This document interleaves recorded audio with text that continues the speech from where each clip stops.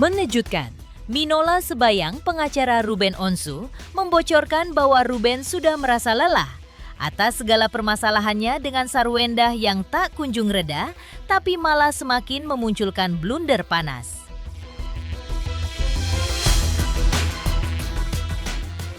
Bahkan baru-baru ini, konflik Ruben dan sang mantan makin viral.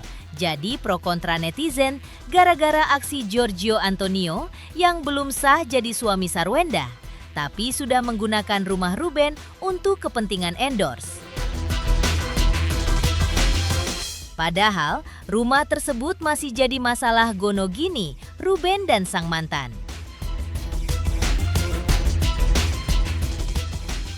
Lantas, mengapa pula pihak Ruben Onsu belum juga diberi pemberitahuan, waktu dan tempat untuk berunding, padahal batas waktu respon ajakan berunding dari pihak Sarwenda sudah nyaris mencapai deadline besok? Bagaimana pula Inul Daratista memberi saran Ruben Onsu tentang masalahnya dengan Sarwenda?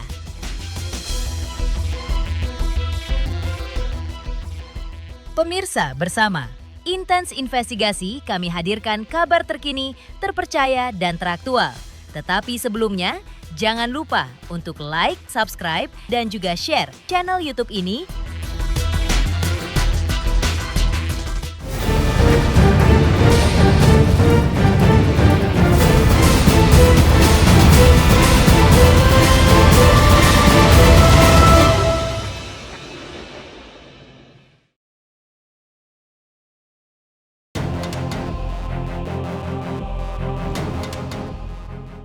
Mengejutkan, pasca Ruben Onsu mengunggah video dengan tulisan, "Jenis sabar, apalagi yang aku harus suruh badanku, pikiranku untuk mengalah." Kini secara terpisah, Minola Sebayang sang pengacara mengaku kalau Ruben sudah lelah. Alasannya, Ruben lelah atas masalahnya dengan Sarwenda yang tak kunjung menuai solusi, tapi malah semakin meruncing. Jangankan untuk bisa memeluk dan bermain dengan anak-anaknya terwujud, bahkan untuk bertemu langsung dengan kedua putrinya pun, Ruben masih belum bisa. Dari dulu juga sudah lelah, Mas. Dari dulu juga sudah lelah. Gitu loh. Jadi artinya dari dulu juga udah lelah Ruben ya. Sebelum masalah ini membesar juga sudah lelah.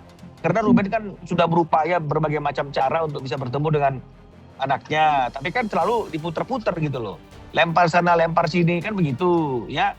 Ini kan kelihatannya rame kan gara-gara pihak S preskon, kan ini aja masalahnya.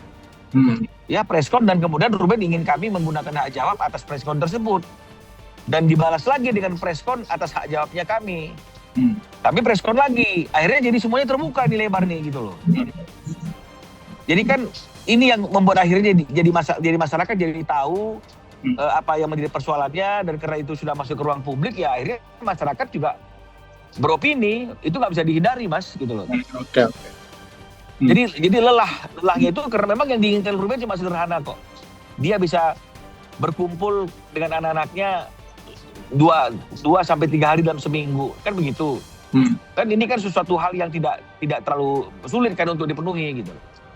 Kecuali ada sesuatu yang ditakutkan oleh si S gitu, takut misalnya ada omongan-omongan yang terlanjur udah lepas di lingkungan tertutup, di ruang tertutup seperti Onyo tuliskan itu, akhirnya sampai ke Ruben, kan begitu.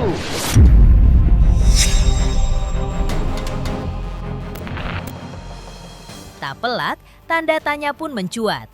Jika biasanya Ruben Onsu mampu menunjukkan sikap tegar, mengapa kini tak cuma mengutas sampai sebatas mana kesabarannya harus mencapai tapal batas, tapi Ruben juga mulai dikulik sang pengacara sedang lelah. Apa yang sebenarnya terjadi dengan Ruben Onsu? Ini kan dalam acara-acara penting aja, seperti graduation, balet dan sebagainya, Ruben nggak pernah dilibatkan. Kan begitu ya, kalau datang nggak pernah punya kesempatan untuk bisa foto bersama, kan begitu. Harusnya kan ada dong foto bersama S, Ruben dan anak-anaknya gitu. Terlepas mereka sudah berpisah, tapi kan dalam posisi ketika bicara tentang anak kan itu adalah suatu hal yang patut untuk dilakukan. Ya, semua orang yang berpisah karena perceraian juga ketika bicara tentang anaknya juga seperti itu, kan begitu. Ini kan tidak ada. Yang muncul justru foto-fotonya S dengan orang lain, kan begitu ya, bersama dengan anak-anak. sehingga kesannya ingin mengganti ayah kandungnya si anak-anak itu ke orang lain. Sementara orang lain itu juga belum memiliki ikatan apapun. Jadi inilah yang mungkin membuat Ruben lelah dan anak-anaknya jadi semakin hari semakin jauh. Ya kita nggak tahu apa yang terjadi di lingkungan itu. Tapi yang pasti kan Ruben merasa melihat anaknya kok nggak seperti anak yang dia kenal dulu. Ruben merasa melihat anaknya kok nggak seperti anak yang dia kenal dulu.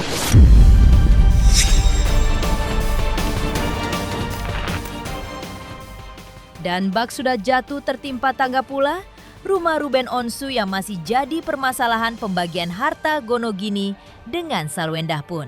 Belakangan jadi mendadak viral luar biasa.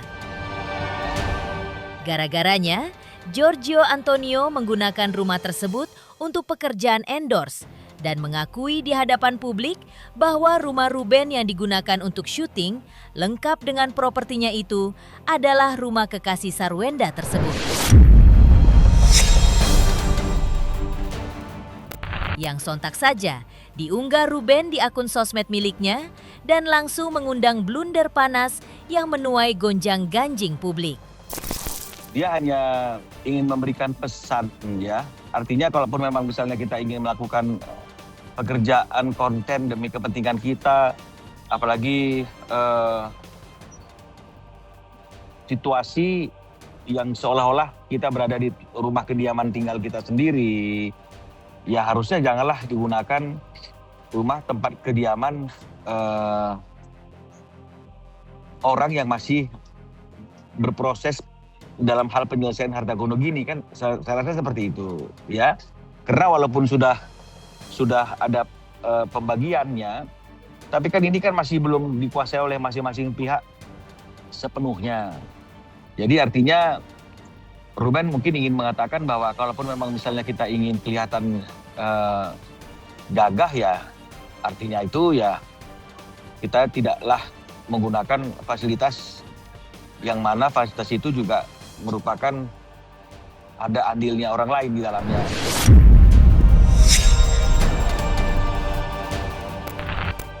Tak pelak, teka-teki baru pun mencuat. Tak kunjung bisa bertemu dengan anak, tapi malah mendapat viral gonjang-ganjing publik. Akibat aksi pacar sang mantan, mungkinkah Ruben tengah mengalami tekanan batin hingga curhat ke sang pengacara sudah lelah? Entahlah, yang jelas hingga hari ini batas waktu 5 hari untuk merespon undangan perundingan bersama yang diberikan oleh pihak Sarwenda kian mendekati batas deadline.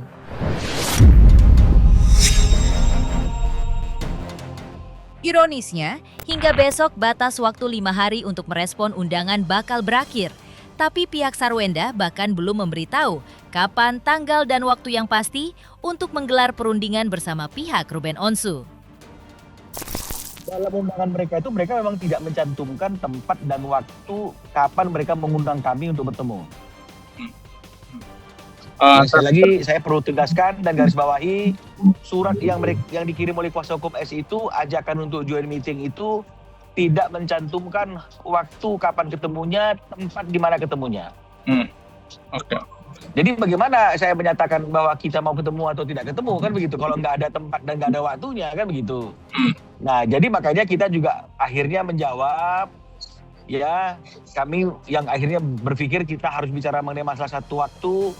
Dan kita sampaikan karena kesibukannya saya, kesibukannya Ruben yang berbeda, sehingga akhirnya mungkin yang waktunya saya ada, waktunya Ruben ada itu baru di sekitar awal Juli.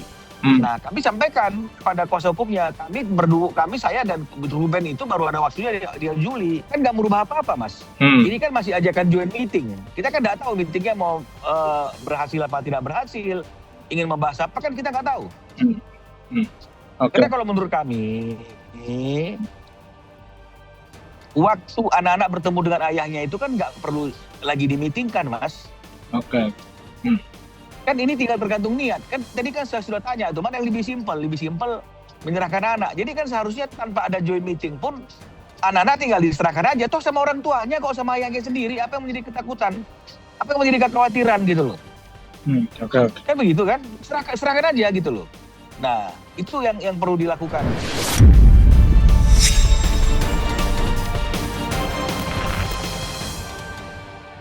Lantas, mengapa pedangdut Inul Daratista memberi nasihat secara terpisah untuk Ruben Onsu dan sang mantan?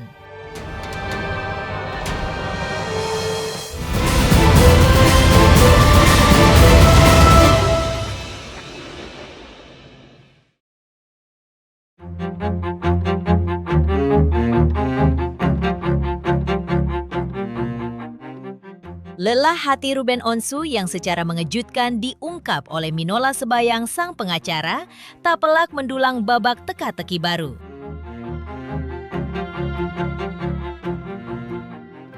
Mungkinkah Ruben merasa Sarwenda berada di atas angin karena bisa bersama anak-anaknya hingga konon berubah, sedangkan Ruben, sang ayah kandung, tak bisa berbuat apa-apa?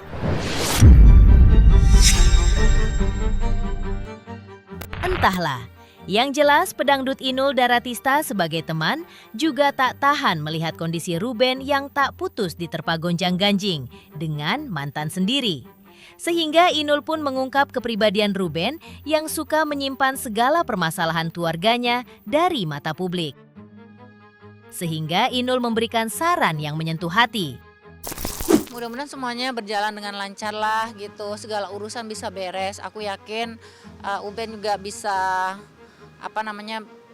bisa menyelesaikan semuanya dengan baik, karena sejauh ini aku mengenal dia itu orangnya sangat tulus banget, dan dia tuh benar-benar mengkeep semua rahasia keluarganya loh, menurut aku ya gitu. Dan aku yakin bisa terselesaikan dengan baik lah, karena aku tahu dari dia belum menikah sampai waktu masa pacaran dulu, romantisnya kayak apa ya, itu sebenarnya hal-hal yang mungkin akan, kalau bisa itu menjadi jembatan lah, kalau bisa inget dulu ojo ribut-ribut gitu, harus bisa diselesaikan dengan baik karena ini kan berhubungan dengan anak-anak. Tapi yang jelas kalau memang dua-duanya ada masalah, diselesaikan secara kekeluargaan aja, baik itu Mas Sarwenda atau Uben, karena aku tahu kalau Uben sih bukan berpihak ya, aku tahu Uben seperti apa, baiknya seperti apa, dan hebatnya dia menjadi seorang laki-laki seperti apa.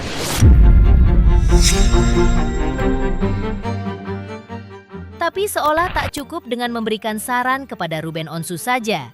Kepada Sarwenda sang mantan pun, Inul turut memberikan saran nasihat. Tapi berbeda dari sarannya kepada Ruben, Inul bahkan memberi nasihat kepada Sarwenda untuk tidak saling membuka aib. Mudah-mudahan Sarwenda juga lebih dewasa lagi untuk menghadapi permasalahan keluarga. Jangan sampai ketika dulu waktu senang-senang, sekarang jangan sampai dua-duaan ini membuka aib masing-masing. Karena kalian semuanya adalah public figure, jadi sebisa mungkin menjaga harkat martabat masing-masing, karena sebagai public figure itu adalah contoh bagi kita para pemirsa di rumah, masyarakat yang luas yang ngefans, yang mengidolakan kalian.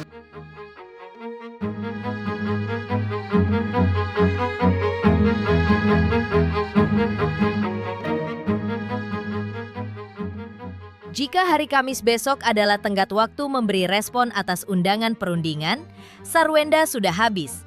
Bagaimana dengan nasib impian Ruben Onsu yang ingin bertemu dengan anak-anaknya secara nyata dan intimate?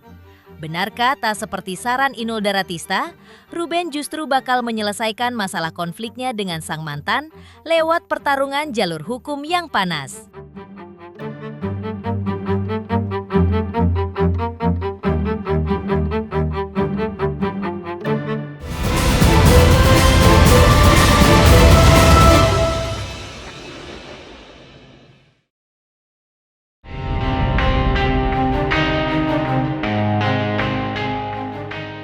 Nasib Ruben Onsu yang kini dikulik oleh Minola Sebayang pengacaranya sedang merasa lelah. Tak pelat mengutas mimpi Ruben yang ingin bisa bebas bertemu dengan anak-anaknya. Tapi tak bisa gegabah dalam menghadapi masalah dengan anak-anaknya akibat konflik dengan sang mantan.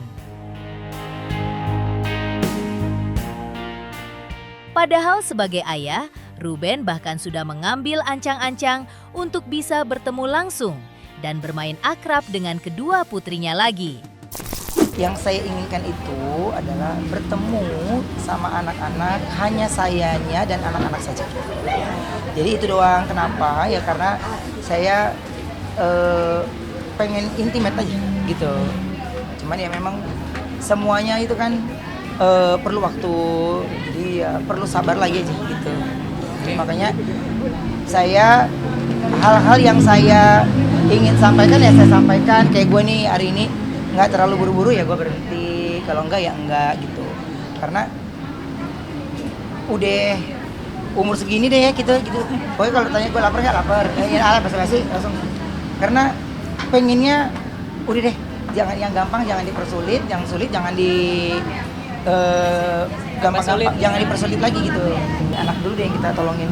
Ya itu jadinya saya harus bisa membuat ya semuanya baik-baik saja.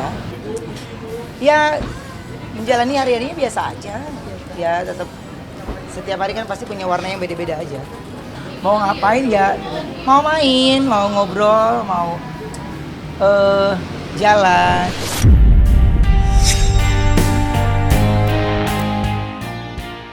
Pemirsa, Intens Investigasi. Jangan lupa saksikan terus Intens Investigasi. Dan pastikan jangan lupa untuk like, subscribe, share, dan juga komen. Tim redaksi Intens Investigasi juga mengucapkan banyak terima kasih kepada semua subscribers. Hingga channel Intens Investigasi kini menuju 4 juta subscribers.